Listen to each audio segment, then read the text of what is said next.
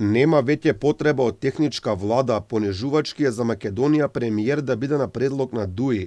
Партија со најголем број скандали во државата, смета лидерот на опозицијата Христијан Мицкоски. Тој е подготвен да се откажи од министерските места кои следуваат на ВМРО ДПМН, бидејќи веќе се губела поентата од техничка влада, која носела само проблеми. За мене е понижувачки како граѓанин и како политичар партијата која што во последно време е во центар на скандалите, а тоа е Демократската унија за интеграција да номинира премиер.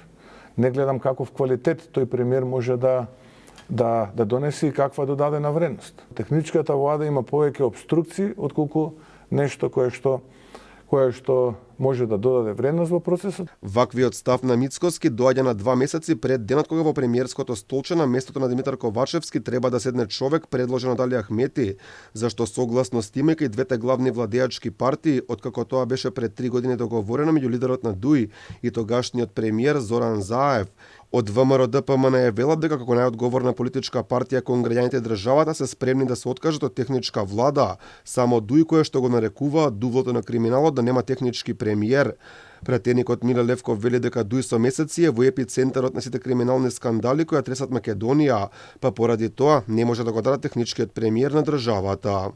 Од Артан Груби и дуќаните на брат му, хотелите на Шапка и коцкарските закони, до милионските кирии кои ќе ги плаќа лотарија, до најкриминалниот политичар во Македонија.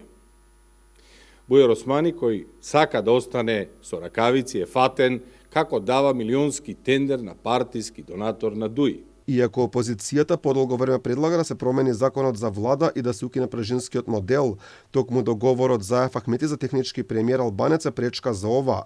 Инаку според договореното меѓу СДСМ и ДУИ, доколку изборите се одржат на 8 мај, тогаш техничкиот премиер кој ќе дојде на предлог на ДУИ на Илинденска треба да седне на 29 јануари.